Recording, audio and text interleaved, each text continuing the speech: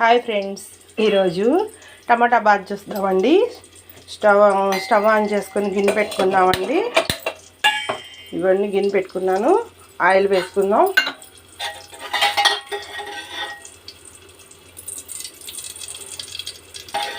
రవ్వ ఉప్మాకి ఆయిల్ ఎక్కువగా పట్టుద్దండి.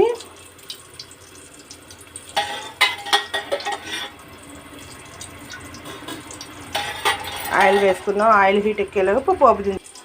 ఆయిల్ వేడెక్కిందండి. ఇక పోపు దినుసులు పచ్చిపప్పు, సాయమినపప్పు, ఆవాలు, జీలకర్ర అండి.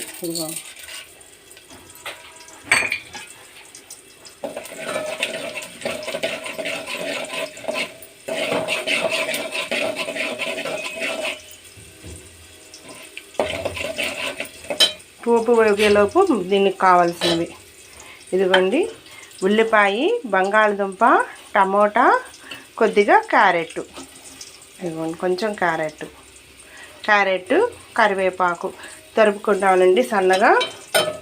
ఈ పోపు వేగిపోయినాక ఇవన్నీ దీనిలో వేసుకొని వేపుకుందాం.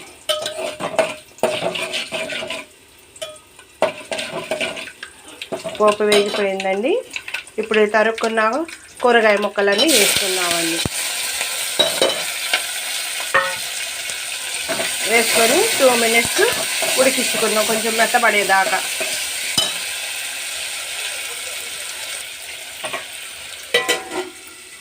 కూరగాయ ముక్కలు మెత్తబడడానికి కొద్దిగా సాల్ట్ యాడ్ చేస్తున్నామండి. త్వరగా మెత్తబడిపోతాయి. కొంచెం ఉప్పు కూడా పట్టింది ముక్కలకి.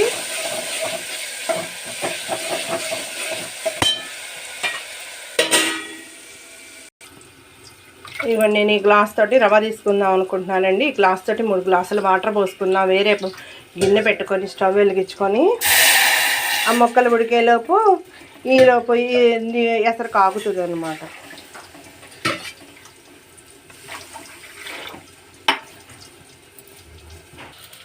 ఇవన్నీ ముక్కలు ఉడికిపోయినాయండి మెత్తగా. ఇప్పుడు ఈ బొంబాయి రవ్వని దీనిలో వేసి కలుపుకుందామండి. ఎందుకంటే ఉండలు కట్టకుండా ఉంటుంది. అలా కొంచెం సేపు వేపితే ఒక 2 మినిట్స్ బాగుంటుంది టేస్ట్. మెయిన్ ఉండలు కట్టదండి.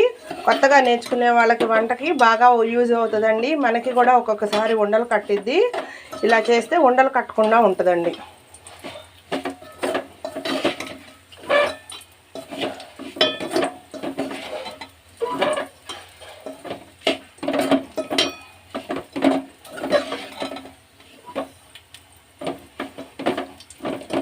ఈలోపు ఈ వాటర్ బాయిల్డ్ అయిపోతాయండి.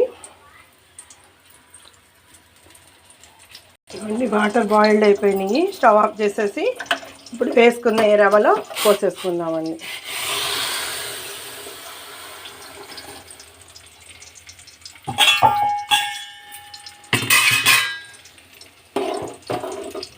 ఉండలు కట్టకుండా చక్కగా తేలిగ్గా అయిపోతుంది. చాలా త్వరగా అయిపోతుందండి ఇట్లా చేసుకుంటే.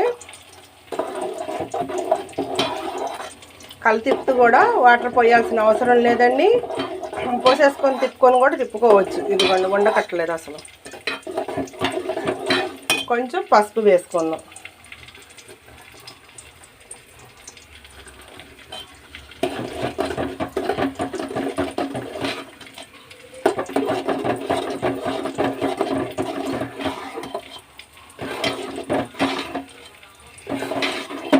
ఇదిగోండి ఫ్రెండ్స్, రెడీ అయిపోయింది. ఫైనల్గా కొద్దిగా నెయ్యి వేసుకుందాం, టేస్ట్ బాగుంటుంది. ఉడికిపోయిందండి ఉప్మా. ఫైనల్గా నెయ్యి వేసుకుందామండి, టేస్ట్ బాగుంటుంది. ఇంతేనండి, ఇదిగోండి రెడీ అయిపోయింది. మీరు కూడా తయారు చేసి టమాటా బాత్ని టేస్ట్ చూసి కామెంట్ సెక్షన్లో కామెంట్ చేయండి. Please friends, subscribe my channel. Bye friends.